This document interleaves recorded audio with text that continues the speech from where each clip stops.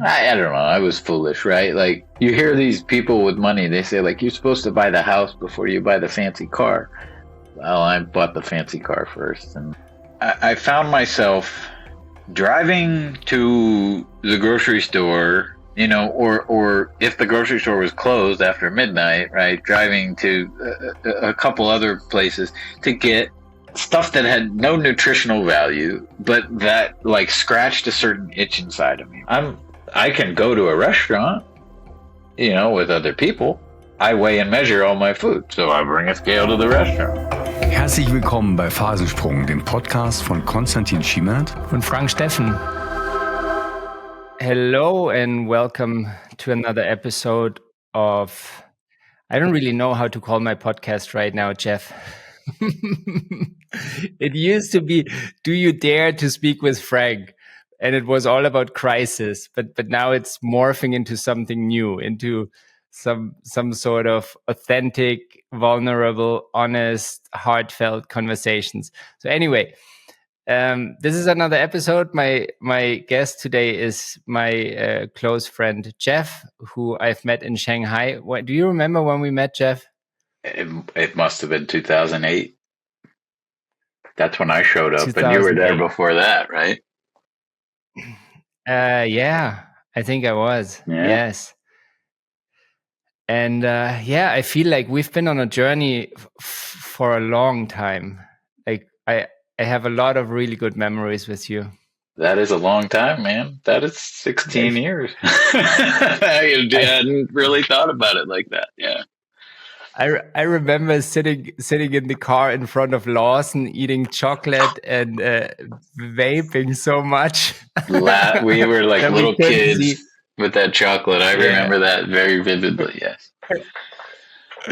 We didn't see our hand in front of our eyes. There was so much vape in the car. Oh, naughty boys. Yeah.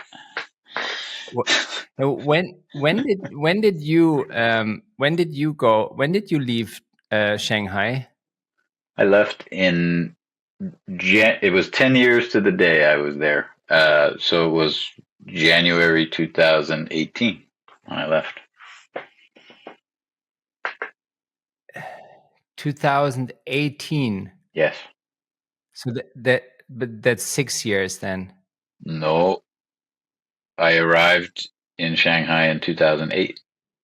So I was there for 10 years. Okay. So you were there for 10 years and then you left in 2018 and I left in 2020. Why did you leave? Oh, big question.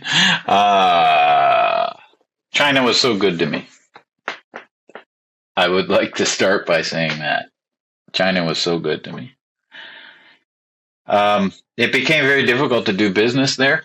The internet was basically not functional anymore. I had clients in Singapore, that would send me documents that I needed to review and discuss with them before jobs, right? And I wasn't able to open the files on Dropbox. I literally could not get out of the firewall sometimes. And it was on and off, there were ways around it and, sometimes more success than others, but it became very difficult to do business. It was hit or miss with talking to the family, At that time we used Skype, right? And sometimes it worked and sometimes it didn't. How elaborate of an answer do you want? I mean, I have a lot more to say. I'm just curious. Like for me, I could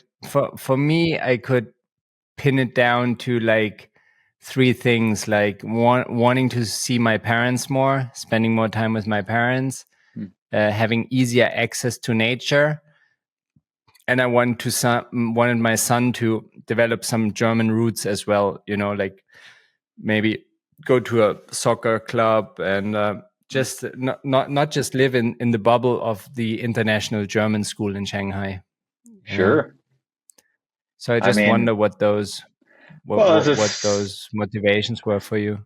As a single guy and an only child, I would say, proximity to my parents was a benefit of returning to my home country. but it wasn't a driver. I was very happy living abroad. I felt like I had reached escape velocity, from a culture that I wasn't really in love with, that being the US. Um, and, but maybe similarly, I was thinking about life in a broader sense. And, I had dated women in China, and some were Chinese and some were, European. Um, and at some point I realized, in that city, it was such a transient city, right? That like, I just wasn't, everyone's coming and going, and I had been there for a long time, and there were people who had just gotten there, and, people who were just leaving or about to leave. And something about like the dating pool and that structure, I was like, I don't think I'm going to find a person that I really connect with in this environment. And part of leaving, aside from like, business becoming clunky, was, I was interested in like a serious relationship, and I felt like I had tried, Right. but not really found what I was looking for there. And also, career wise, well, I had some investments that had performed very well, and, they were kicking ass, toward the end of 2017, and I was feeling flush. So it felt like financially it was also a good time for me to make a move. I could fathom starting over somewhere else. And initially it Right. wasn't like, oh, I'm going to go to America because, I love America. It was like, I don't know where I'm going to go next, but, until I figure it out, that's a soft place to land. So, Right. yeah. I remember those investments, and we won't go into detail there, but I remember that you hooked me on taking some trading courses, making some investments. Yeah. They also turned out amazing for me, and I remember at one point, like, having so much money in my portfolio on my mobile phone that I felt invincible. I felt better than everyone else that I saw on the streets. Like it had an impact on my ego that, like, this was more than anything that has ever happened to me before. I thought I'm some type of superhuman, overhuman. I don't like. I was not like in anyway in China. People are already quite a bit. Most of them are not as tall as I am. So when I'm walking on the street, I'm already looking down on people.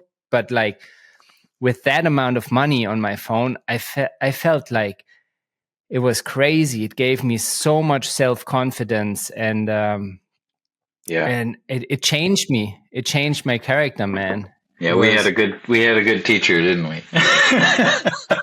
he showed us the way. Yeah.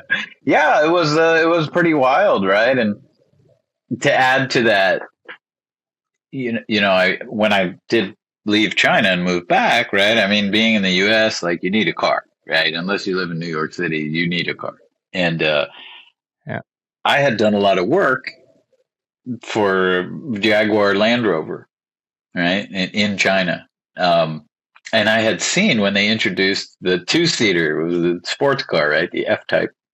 And I had seen them introduce it in 2014, and I saw it every year, as they iterated and made it more and more sexy every year. And when I moved back to America, I was like, I need a car, and I thought I was feeling flush, and I found a used one that had like very low miles. It was in great condition, and I just bought it, and I drove that car around, and I remember feeling so disgusting because I couldn't stop the voice in my head that was looking at other people with normal cars, and I was like, "Oh, nice Toyota, buddy," like. I was looking down on people, and I was like, I am not spiritually mature enough to have this car. Like, this is bad. I don't like who I feel like. I won't say I don't like who I've become, because I don't think I became a bad or an arrogant person, but I couldn't stop the tide of those feelings. It's just like, same as you're Yeah. saying, this overpowering feeling of superiority that was like, oh, this is not how I'm supposed to feel. Not after all this, personal growth that I've, been attempting to do over the years. And it's certainly not, that was not the way that my family raised me. No. So I relate. Yeah. It and still it is like it is so addictive, this feeling of like especially money. I find like it was, yeah. Well, The funny part is I huh? You go ahead. okay. I mean, over time, I've come to understand it as the difference between circumstantial fitness and spiritual fitness, right? Like, what I'm after is spiritual fitness. I want to feel good because I'm well adjusted, right? I want to feel good because I'm taking care of myself. I'm part of other people's lives in a productive, healthy way, like. And when I'm doing that kind of work and I'm in that mode, right, it's sort of like, the numbers on the spreadsheet, right? My circumstances can vary, but my state is, pleasant and rewarding, right? And joyful. And that's spiritual fitness. And then there's circumstantial fitness, where it's like I could be acting badly and thinking wrong and all that, but if everything looks awesome on paper, I'm like, I feel good, right? And it's like I've come to identify that as sort of like a false feeling good. It's like, so when I feel good, the question is, why do I feel good? Is it because I'm doing good on paper, or because I'm actually living, properly? Yeah. and and I think actually both. I mean, definitely the first is more um how do I say, like, admirable, or the first one is the one that I want to create. But it's also okay to be happy when something works out. I share about this with my girlfriend a lot. Like, we both like to achieve stuff, and if it's just cleaning the house, but or doing the laundry, but when it's done, it gives me a good feeling, and it's not a spiritual thing, or even just being successful in my job, like facilitating a workshop that had a great impact on the team, and I think that's totally okay as well. It's just like, I can never, like, if I lose myself in it, if I don't see what I'm looking at anymore, if I don't understand anymore why am I feeling the way I'm feeling, I think that's when it gets dangerous for me. Like, Yeah, yeah. So did you sell the car? I did. I only Oh had it for no, you did. I only had it for 4 months. I couldn't deal with it. I like I say, I mean, I No. wasn't mature enough to drive that car. I couldn't handle it. Plus, Oh, plus the trunk dude. wasn't even big enough to put the groceries in. It was tiny. It was not practical. And I'm living in Pittsburgh, right, which is a city with a lot of hills, and it's fairly far north. So like we get a winter, and like it was just Oh, not practical. So oh. I don't know. I was foolish, right? Like you hear these people with money, they say like you're supposed to buy the house before you buy the fancy car. well, I bought the fancy car first, and then, I was like, Right. right. But anyway, no, I got a more utilitarian car. I got a Jeep, and I got a new Jeep, right? A brand new Jeep. Like I sold the fancy car. I had enough money from that to buy a brand new Jeep, and that was great. And it was like I kind of blended in, it was a nice car, so I could feel good about my car, right? I had a Yeah. warranty, so if anything went wrong with it, I could take it to the dealer and don't have to pay extra, and that was great. But it was beautiful, but uh, yeah, it just I felt a little more like you know in the middle But with that car. yeah. I drive a so-called luxury sports car. I drive a Tesla Model 3 and long range, and I for me it's like I mean for me it's my dream car, right? Like I didn't know how important actually acceleration and the sound system is in a car until I got into that car. Because I never had a nice car in my life before. I mean, unless you consider a Golf 2 Volkswagen a great car, but I mean, it's definitely a durable car. But that was the first car I had, and then I had this Hyundai Matrix, which was designed by what's his name? The same designer that designs Ferraris, but the car looks totally different. Definitely, you remember the car, the blue green mini family van that I had in Shanghai. So You were the only guy I knew so who had driving. a car in Shanghai. I mean, that having a car was luxury. But I take your point. I mean, Yeah, it was yeah, not it that's was right. not a fancy car. Yeah, and certainly not That's a right. sports car. So now when I'm driving this car, I just feel just really grateful that I've been given a car like that, by my higher power, that by life, that I get to drive a nice car.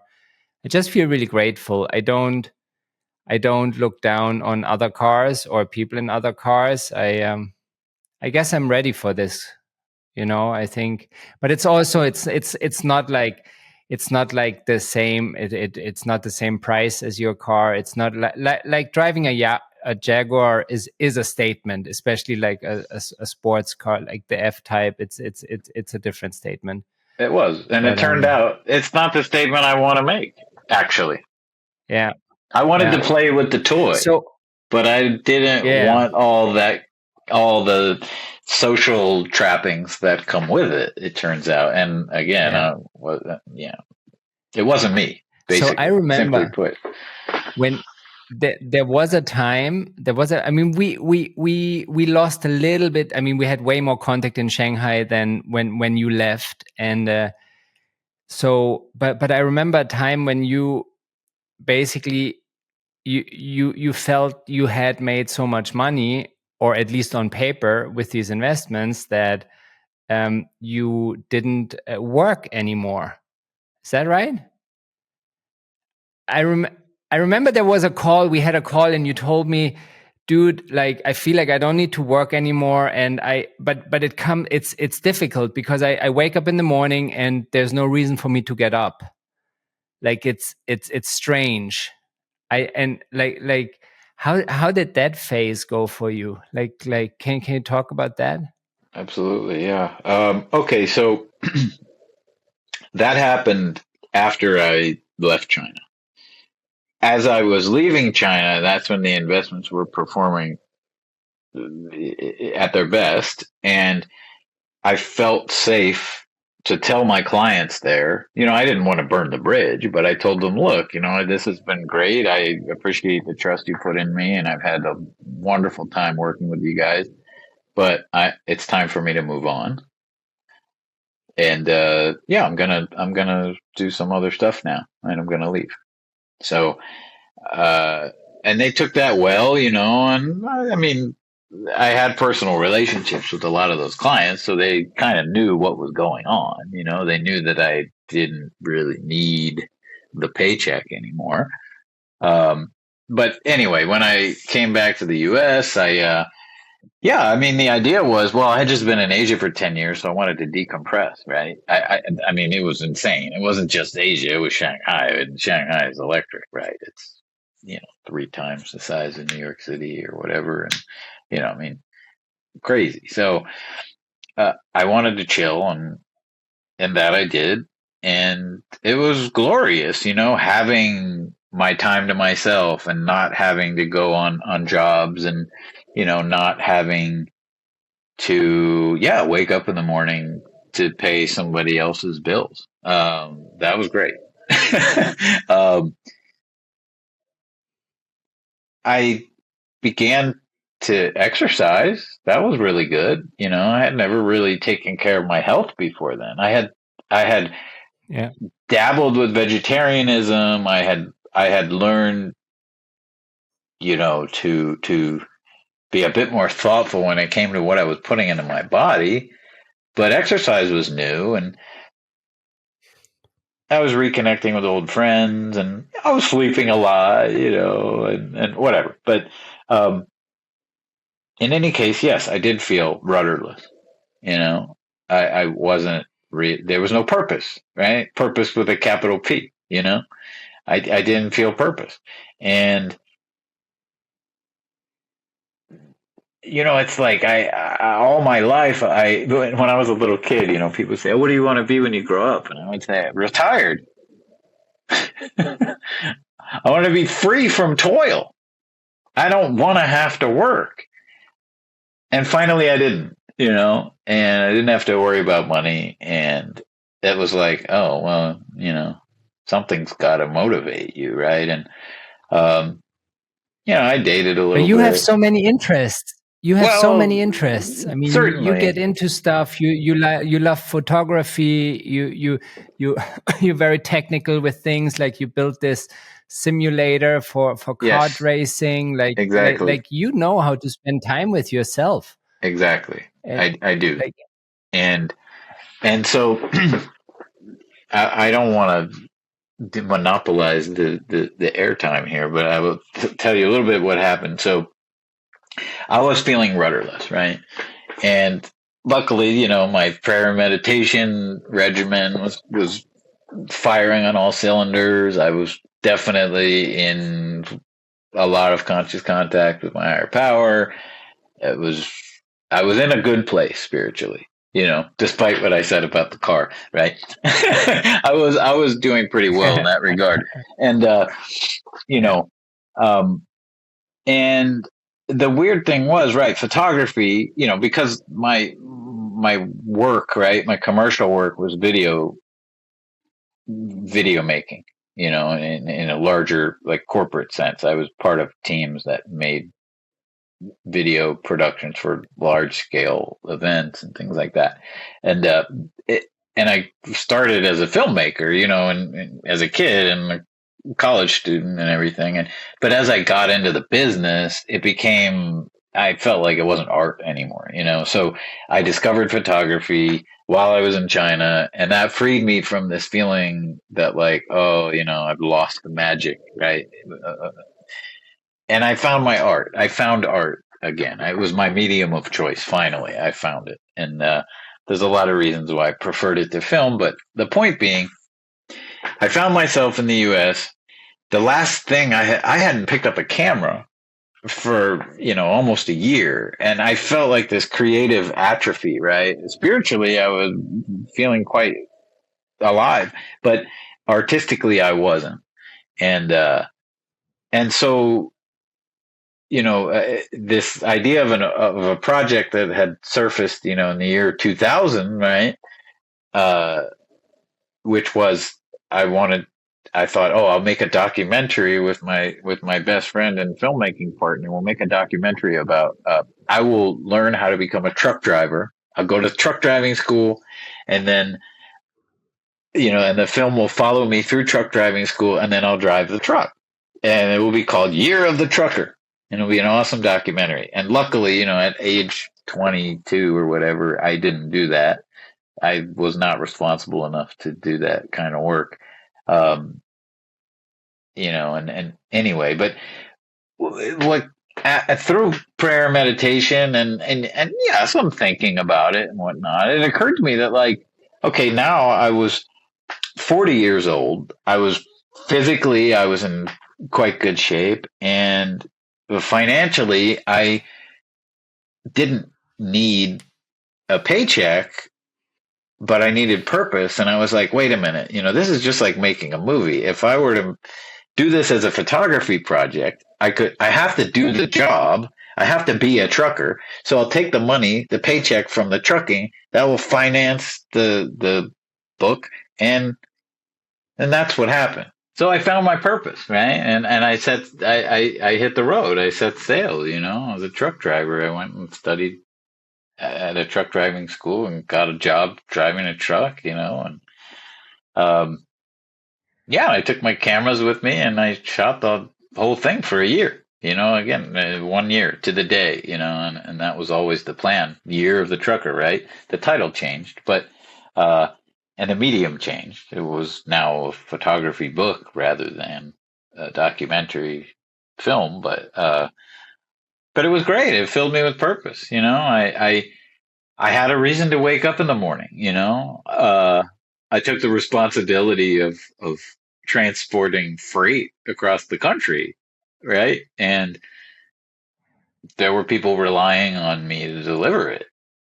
So, yeah. But all the while, I was creating this magnum opus, of art.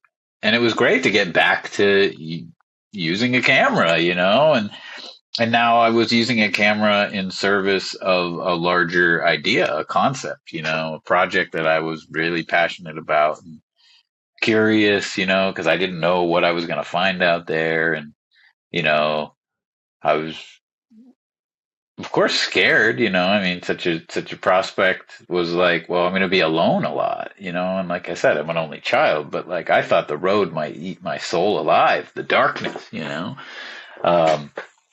but I basically, the punchline of the story is like, I learned the difference between isolation and solitude. Solitude is a beautiful thing.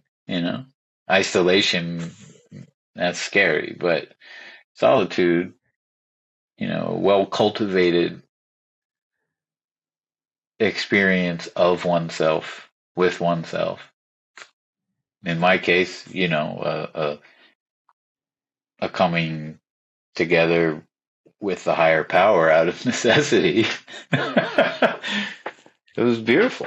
And in the end, I got a book that I'm very happy with. The result pleased me and it achieved my artistic vision and then some. And I got some good feedback and yeah. And then, well, there's a whole lot more to the rest of my story too. But yeah, that's what happened when I didn't have a reason to wake up in the morning after I thought I was going to be financially set for the rest of my life.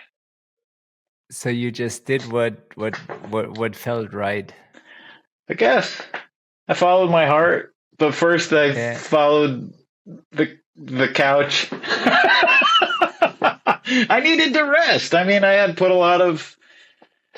had exerted myself in China, and in my career, and I needed to rest, and it was good. But that downtime eventually got stale, and I did need to do something. So not everybody. How long did it take until it got stale? Well, okay, I might be leaving part of the story out. My investments, while they were performing well, I only took so much off the table, right? And so I left a lot of the capital in the investments, and then 2018 wasn't nearly as good as the year before it, and so I found that my portfolio had dwindled, into a shell of its former self, and I hadn't really taken that much money off the table to provide for myself for years and years and years. I guess this is one of those things you learn, right? But so also I realized that, like, while I didn't need a job, it would probably be wise to have some cash flow, right? And so there was fear of financial insecurity that that I think rustled me from the staleness, right? It put enough fear Right. in me that it was like, okay, not only do you want to find some movement in your art practice, but it would also probably be wise to find some cash flow. Yeah. You know, Can you imagine? Can you imagine if there would have been no fear of financial insecurity? Like, how would your life have continued? I think in that sense, the fear was a very healthy, positive thing, right? Yeah. It was a shock that propelled me to action, and yeah, I think fear. Okay, to try to answer your question, what would have happened if I didn't? Well, I got to try that a few years after that. I tried again, You, right? A couple of years after that, I once again felt flush, right? And like I had more options, and I traveled a lot just for fun, you know. Germany, Central America, I went a few places, and it was great. And again, just serving myself, right? And entertaining myself and my desires. Eventually, I felt kind of empty again, you know. That was complicated by, a breakup, and that's another source of inner movement, right, for everyone. But like, but I tried it again, and without fear of financial insecurity, or at least the temporary removal of that fear of financial insecurity. And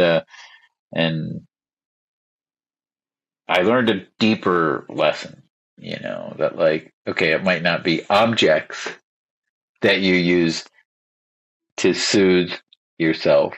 It might be freedom of movement, right? To think that, oh, being untethered will make me happy, right?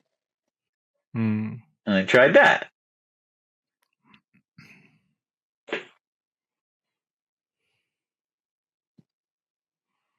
So without fear of financial insecurity, I mean, I seem to get myself into trouble. I guess that's the answer. Uh, maybe next time, I'll do better. I look forward to trying again. I'm thinking, like I wanna buy a house, like in the countryside, and then I'm already like thinking about 10 years in the future when I probably will stop working, and who knows, maybe not, maybe I still enjoy it so much, I have no idea. But what I want to say is I can totally imagine myself gardening, doing my sport, like meeting people. Like, in my mind, I can totally see myself enjoy a life without work. I think that I'm beginning to see how that's possible as well. But what's Mm. changed is that I can see now that it will only be possible if I'm active. It isn't a, a matter of,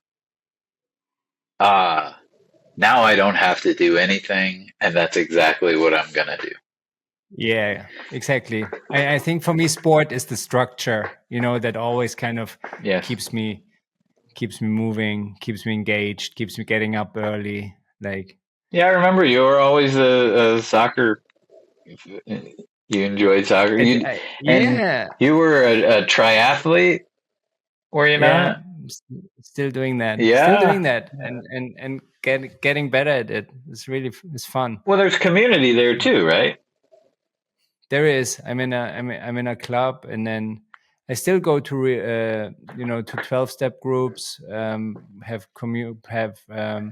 not companionship, fellowship there, and just also at my work as a scale-up coach, we have we're 25 coaches, and there's an organization around us as well with like sales and marketing and HR, and it's a wonderful community. It's like working as a coach in the past has always been a bit isolated, unless I would be working on developing some new ideas or courses with other coaches. But usually it's me and the client, so it's always you always just develop things by yourself. But now I'm in this community, and we co-create, and we have the same set of values, and I really identify with the core values of the company. And it's almost like a family, man. It is really a haven where I enjoy hanging out. I meet these guys privately. We have 3 times a year we have retreats together, where we just hang out for a few days, learn together. It's really great. Really great. So it sounds like it's a combination. What's satisfying about it for you is that it's a combination of collaboration, constructive work, and service to other people, right? So yes. Funny you mentioned this. This is what I actually enjoy most when I like, especially when we have new coaches onboarding, like enabling them, helping to train them. Right. This is where my strengths lie, in enabling others. I really enjoy that. It's funny, like as a kid, I always, would hear people throw words like that around, and think, oh, that's so corny, What, enabling? No, like service, Okay. and co-creating, and I'd be like, oh, are you kidding me? Like, those people are deluded. But like now, it's like I've tried the other stuff. Now I'm like, oh yeah, that's where the real like spiritual nutrition is, right? And like that's what I want. Yeah, that's what makes me happy to wake up in the morning. Yeah. I thought it would be a blank canvas, right? In which to just express rebellion, and it turns out never no. a blank canvas. It's never. It's like I see this in myself. It's either I put myself onto the right trajectory every day through connecting with others, through prayer, through meditation, but especially through connecting with others, and and trying to be of service, or I don't. And the right. and then the result is vastly different. Vastly different. Yeah, especially now working on working on food addiction. Like I've this was like for me the last, I don't do caffeine anymore. I don't do nicotine anymore. I don't do alcohol anymore. Like, of course, no drugs. And but like the food, the food was something that came into my life when I was 11, I think, when I experienced some hardship at my family's home, and I didn't really know how to deal with it, and it was an extended period, so it became very difficult, and just TV and food, that was my space, my safe haven, the place where I could forget, where I could take a break, where I would feel like I'm safe, where nothing can hurt me, where I can be, where I'm also cared for. Like I remember, like my mom, she would really, care for me, and she would make me some sandwiches or a pizza and sandwiches, and then a can of tuna, and then like whatever. Like I would just eat and eat and eat and eat and watch David Hasselhoff in his black Trans Am, like uh, and Yeah, life is good. Yeah. Yeah. yeah, Yeah. and then and that that's such an early pattern, but it has become a pattern. Like it has become such a powerful pattern for me, like such a powerful pattern. And I think 8 months ago, I realized that most my evenings I spend in front of the TV, and I watch movies that are not that great, or shows that are not that great, and I'm eating while I'm doing it, and I don't feel comfortable doing that. And my dinners would last from 6 in the evening until 11 at night, and then I'd go to bed and being Wow. really stuffed. And then like you wouldn't see it because I'm training for my next triathlon, but but it was like it was a fucking prison cell, man. Like because I couldn't do anything else. Mm. It was like I didn't, if I Interesting. thought about doing something else, I could think about doing something else, but I couldn't do anything else. I felt so powerless. And I would pray about it, but nothing would change. But also like it was so vicious, because I think it's kind of like with alcohol in the early stages, when you feel like alcohol is still working. Like, but with alcohol at one point, then you get like, okay, like I had too much last night, I did some stupid shit, like Yeah. it's obvious. But Yeah. with food, it's like it's not that obvious. Yeah, you have kind of an emotional hangover the next morning if you eat too much, but it's not. And you look down on your belly, and you're always like, okay, I gotta lose some weight, but I can tell, I've been telling myself this since I'm 11 years old, that I need to lose some weight. And it's just it's so elusive, the damage it does. And although it hurts me, and that was crazy for me, like to realize that it actually is objectionable, what I'm doing there. That it is objectionable, that it is not what I thought it is, what it has always been, like a relief, like a reward, good for me, nurturing. Like it's not. It's objectionable. Objectionable. I love that word, like in It's connection to your food intake. That is I fascinating. got it. I got it from the big book. Objectionable. Yeah. Wow. Objectionable. It had to become objectionable, and it did. And once it clicked in my head, then I saw it. Like every evening, I saw how this is just hurting me. How this is just hurting me. But I had to first really understand where this came from, and what I'm thinking about it, and what it actually does. And it had to become objectionable. I had to get clear that actually this is not serving me anymore. And then I you want to say something to this? No, you can, please.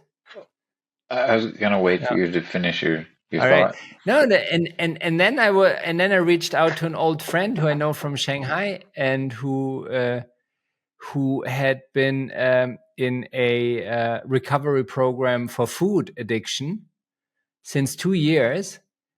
And he he was always quite not chubby, but like strong. He's always been strong, and he was not slim but lean. And more importantly, his eyes were clear, and he was happy. He was just so happy. And you know, when you see someone who's so present, who's so centered in himself, and I was, dude, what You wanted what he like had, yeah. what, Yeah, yeah, like you're like, what did what's that? you What do do? you eat What for did you dinner? do? Yeah. So Wow. he told me about what he had done, and then he'd he put me in touch with his mentor, with his food mentor. Uh-huh. And no, he asked her if she would work with me as well, and I said yes, and she said yes, and then I felt like, okay, this, and I don't know, like we spoke. She's from England, but she was living in Spain, and I think she has a preference for women, and so I don't know. And she's funny, but she's also strict. But then the way she worked with me, and maybe I realize I keep on talking and talking, but That's great. um, but the way she worked with me, it worked, and Got through to you. and you know, huh? It got through to you. Oh man, I figured out stuff about myself that I had no idea. Wow. No idea. You know, I thought, and I know you've been on a similar journey, because I'm looking at you, and you look like you've just been sculpted by someone out of a marble block. That is a But high compliment. Thank you. Wow, thank you. and what I realized was, I always thought of myself as quite fearless, you know, like not fearless, but like not much fear left. I have done so much work on my fears. I thought that's kind of okay, and I thought I'm a really honest person, really honest, authentic and honest. Yeah. Those were the things that I really identified with.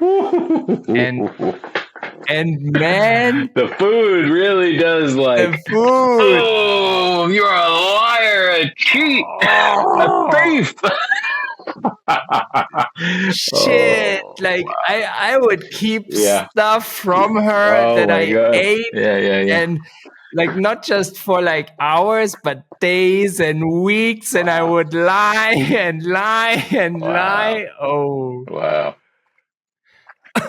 how was it for you? Like, I know you've been on a similar journey there. Like, what got you into really looking at how much you're eating, or why you're eating, or like everything around food? How was it for you?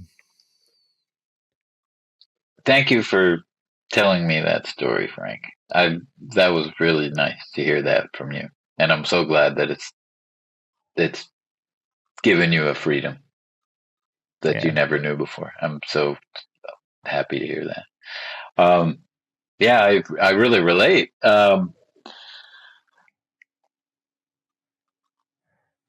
On my way to investigate codependence, I took a detour and discovered that I'm addicted to sugar. I had no idea. But a lot like you were talking about, your routine of, the 6 p.m. to 11 p.m. dinner, and in front of movies you've already watched, that whole thing, right? Or movies that aren't good. I'm projecting a little bit. I like to watch the same movies over and over again. Anyway, I had a similar reckoning, and that, like, I found myself driving to the grocery store, or if the grocery store was closed after midnight, right, driving to a couple other places to get things like just sweets, like just cakes and like donuts and shit, like stuff that had no nutritional value, but that like scratched a certain itch inside of me, right? And so I'd buy whatever, 6 donuts, or I don't know if you want to talk about specific food things, or maybe I should. You can, no Yeah, is problem. that Talk okay? about whatever you want on this podcast, man. Yeah, so like I mean, whatever the dessert du jour might have been, and I had my favorites certainly, but the point being, right? I'd buy a package of them, which is far more than anyone should eat at one sitting. And I'd get to the car. That stuff was never going to make it back to the house. I would eat half of it in the car until I felt horrible, right? Like, that feeling when you've like overdone it, right? Specifically with like gross like sugar. I don't know if you guys maybe don't have as much of the like fake sugar or like fructose or whatever as we do here. It's pretty toxic. And anyway, I'd overdo it. And at some point it just kind of clicked. I was like, this is just like my relationship with alcohol used to be. Like, I'm eating against my will. This is gross. I feel like garbage here. Anyway, so I had clocked onto the fact that I was doing this, right? And I would like, when I would get home, I'd take the rest of it. I might like pour more junk on it and then like finish it off. Sometimes I wouldn't be able to finish it off. I'd throw it in the garbage. You'd think like, oh, you know what? This way I won't eat the rest of it, right? Because I couldn't possibly eat even more on top of what I've already eaten. And I'd wake up, a few hours later and go digging around in the trash and eat the rest of it, and it was just like, dude, you are out of control. And I really didn't like it, I really, really didn't like it. And anyway, I got into this relationship, and a wonderful, beautiful relationship with an amazing woman. And early on, I remember, she would bake things for me. She made a strudel, an amazing strudel one time. And, of course, I gladly accepted it. It didn't last long. And, it was only a couple weeks later I said to her, I was like, look, I can't have that kind of stuff in my house. Like, I have no self-control. I'm not going to be able to, like, if we're going to make a go of it together, like, I was setting a boundary. I didn't even know it. But I was like, please don't do that. Like, it's bad for me. And just like you, it never showed on me. Like, I've always had a high metabolism, right? I'm just like, even if I wasn't that active, like, I never really got large. Like, I always joke around and say, like, I should have been a great big giant person. But I never was. You were definitely chubbier than you are right now. Oh, definitely. Absolutely. I mean, I weigh probably 70% of what I used to weigh. Yeah. But that's just to say, that like nobody on the outside knew how I felt on the inside. And I felt out of control. Of course, as you said, I would look at my body and just be like, oh man, like, come on, dude, you got to do something. And it was a shame too, because I always thought you have like a good head start, like you don't have that much work to do. You just need to do some work, and I had flirted with exercise over the years. I've always enjoyed yoga and, like going to the gym I didn't enjoy, but I did it and I would see results and be like, well, this helps, but I could never stay motivated. Anyway, so I'm in this relationship and, and it's wonderful. And she definitely chills out on the baking and that was nice. And I know that was difficult for her because for her, that was a way to show love, Yeah. As you said, like with your mom. But I knew that it wasn't a way for me to receive love. It was a way for me to actually damage myself. And I knew that, but it still wasn't quite at the level of conscious knowing. So anyway, as I said, on the way to investigate codependence, because this relationship was very meaningful to me and I wanted to do my best in it and, honor myself and my partner. And I realized I was not as well equipped as I wanted to be. Well, anyway, I was looking for some codependent resources on codependence online, and I found this thing about sugar addiction. And then I got connected with this group of people that was, you know, adamant that their sugar and carb intake was, you know, triggering an allergy, just like people talk about alcohol being an allergy, right, or an illness. And they described it as such, and that, you know, when this stuff entered their body, they experienced compulsion and obsession, and that if they were just to stick to a certain fairly limited list of foods, that obsession would no longer be triggered. And I was like, I want to hear about this. So I looked into it. Like I said, got connected with those people, and I started doing what they were doing. And I was like, this is crazy. It revolutionized my relationship with food and myself and my body. And unfortunately, my girlfriend, because it took a lot of time. I had never cooked before. I was not I ate at restaurants, you know, constantly. Like, to me, it was like, well, I have a job so that I can pay the bill at a restaurant, you know?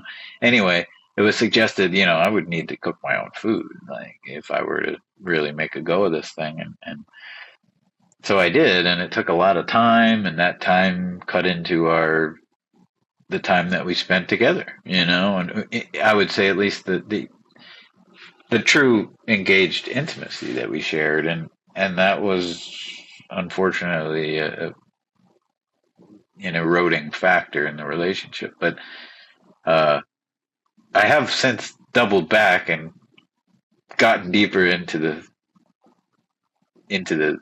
the stuff about codependence, which is good. That's, you know, another layer of the journey. But food wise, yeah, I began to see that, like, yeah, reporting to someone else, having accountability, right? What I'm going to eat, right? Just absolutely not eating certain things, right? People like, oh, what about? Do you have cheat days? No, there's no cheat day. There's no cheat day. What do you leave out? What do you not eat? Sugar, carbs, grains, seeds, nuts. Carbs? No carbs at all. I mean, there are carbs in vegetables and fruit. It's in there. There's no bread. There's no pasta. There's no potato. No potatoes. Oh, no potatoes. All right, interesting. Because yeah. I did see the person who started to work with me on this. She gave me a bunch of worksheets that helped me figure out what foods basically trigger or which foods make my body give me the wrong signals, right? Like, sure. Or also which foods make me want more food, right? Like what are those foods that? And I think sugar addiction is such. This is so I want to say undervalued almost. Like, if I look at society, like I feel like there's so many people have sugar issues. Oh yeah, they just don't know it. But like, I've been to a Christmas party 2 days ago with friends of my girlfriend, and we met at 4 p.m. for coffee and cake and pastries and you know, like Christmas pastries and things, and they were eating and they ate and then they stopped. Yeah, what? How?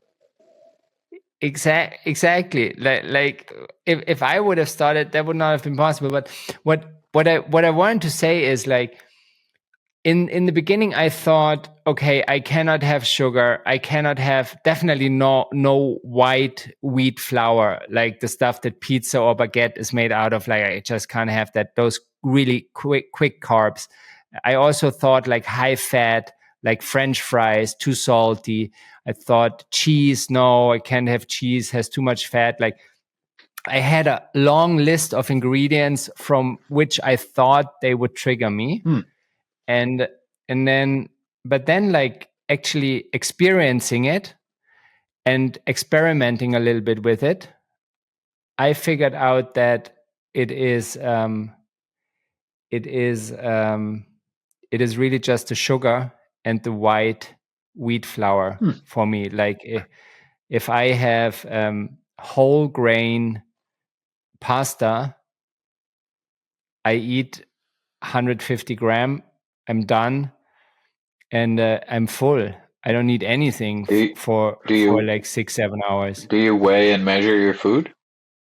Not everything. Just I have a scale, but I only put the pasta on, because with pasta it's so easy to just make too much and then I end up throwing it away, and I don't like that. So I know I always can eat 150 gram of pasta. So that the pasta. But I also realized I can have potatoes, I can have rice, like I can eat carbs. I even like I buy like organic, like really the closest to fresh apple juice that you can buy, and I mix that with like sparkling water, and I can drink that without getting the feeling of needing more. And so for me, it was like easing into this. And what I do is that I write my mentor what I eat the next day. I do that gives me great accountability. I do an inventory at night, similar to what basically what the big book writes about. And I do that, and then I take a picture of everything that I eat. And I do eat, and I send it to her, and I eat 3 meals per day. So I have a breakfast, a lunch, and a dinner, and no snacks in between or anything. Right. And so I think we have a lot of similarity there. Yeah. And it's I went down from 94 kilo to 78. Nice. So 16 kilos, and now I gained, and then I stopped being too rigid. Like I reintroduced a few foods, and now my weight went up to 82, and now it's constant there. Like whatever I do, it always stays like it stays there. Nice. And but I feel really good in my body, but more importantly, I have this food neutrality. I could be there with my friends, and like I can. What I also like to use when I train, I use maltodextrin. So it's like a slow carb from corn. Yes. And this I can eat without any effect on me. So this other day I just had like a chai with some maltodextrin, so it's a little sweet. I thought because it's Christmas, I can have this one sweet drink. I don't want to be sitting there just looking at them eating all those beautiful things. And I felt a little bit sorry for myself there. So I thought I'll bring my own oat milk and the chai, and so I have a cup of that. That's my celebration. So I've been thinking a lot about the social component, right, of food. Yeah. Years ago, I got switched on to Sadhguru. Do you remember that? You remember Sadhguru? Sadhguru. Sadhguru, no. Sadhguru. He's a Indian fellow. He's a marquee name in guruship. YouTube the guy, like there's tons of stuff. Anyway, fascinating guy.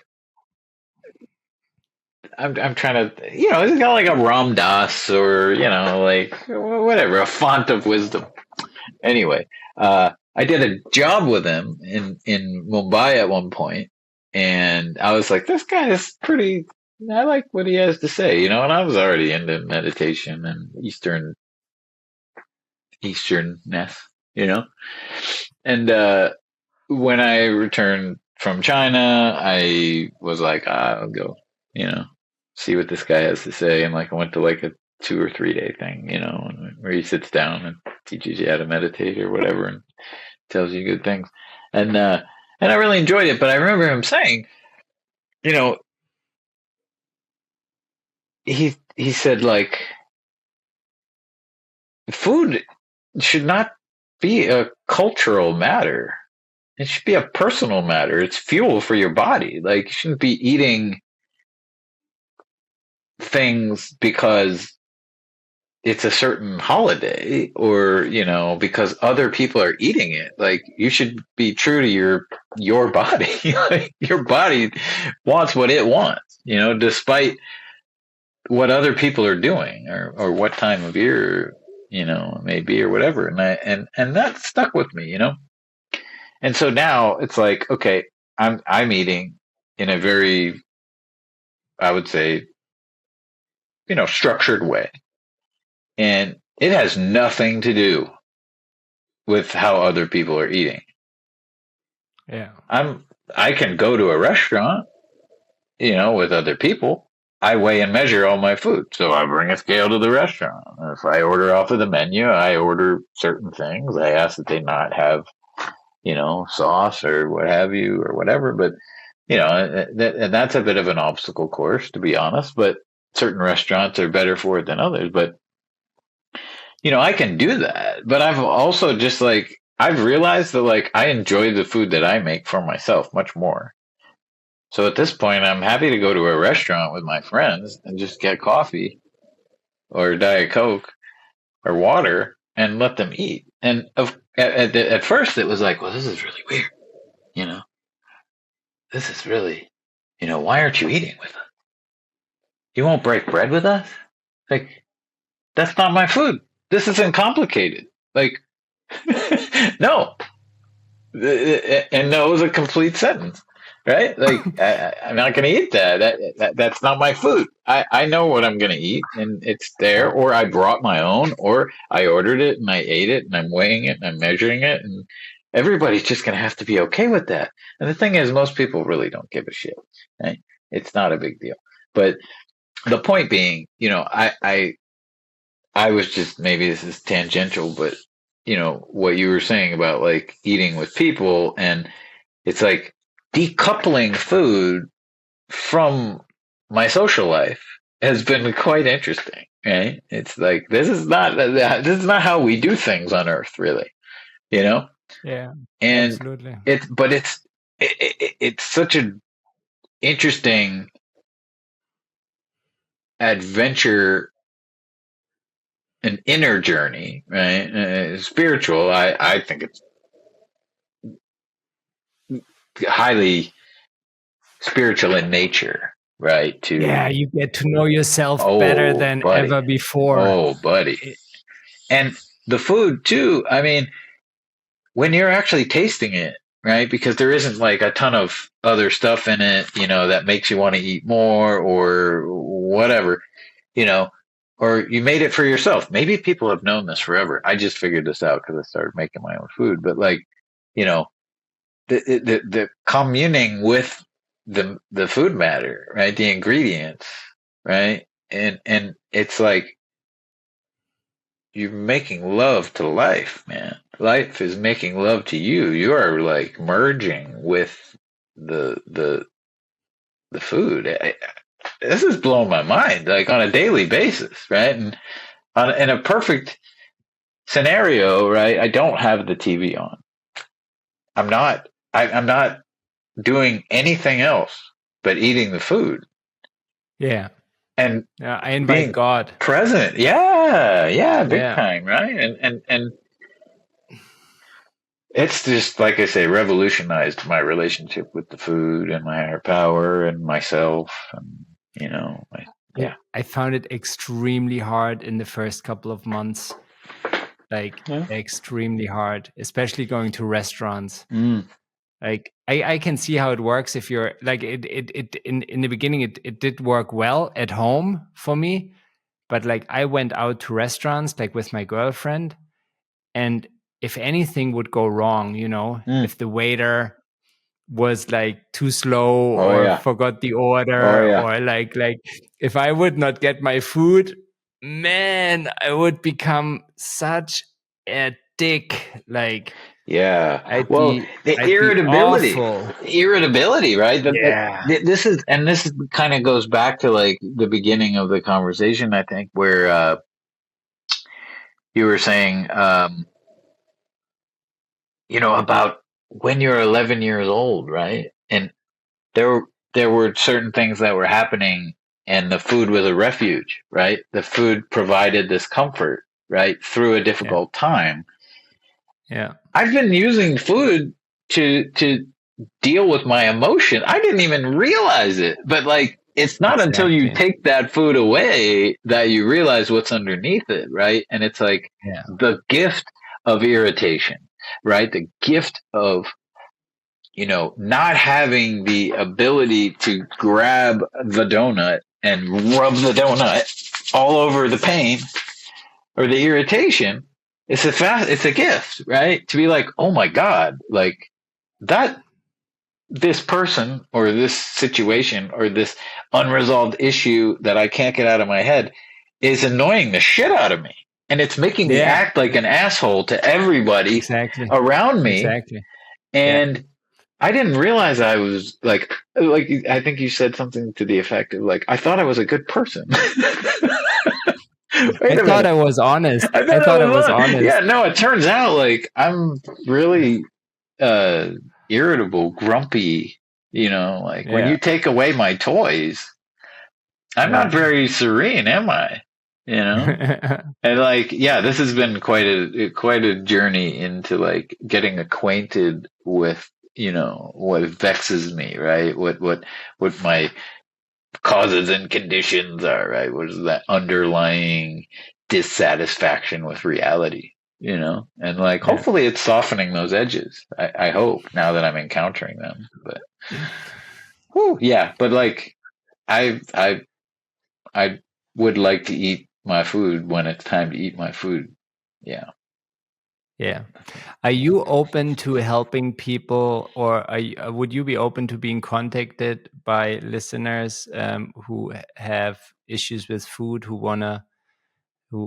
think about really changing their? Like, I know I would be, so I definitely want to make this offer here. If any of you are serious about changing how you eat, how you deal with food, how you relate to food, you can definitely reach out to me and we can have a conversation. Yeah, I mean, I wouldn't be opposed to putting people, in touch with the resources that have helped me. I mean, I wouldn't do that like in a comment section or anything like that. It would be more of a private matter, but I'd be happy to direct people to, the resources that have helped me. Yeah. Perfect. Yeah. I feel like where it would be a good spot to wrap it up. What do you think? It's your show, Frank.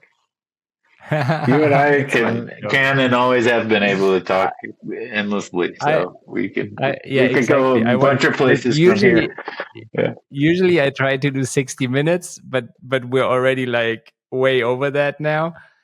No surprise.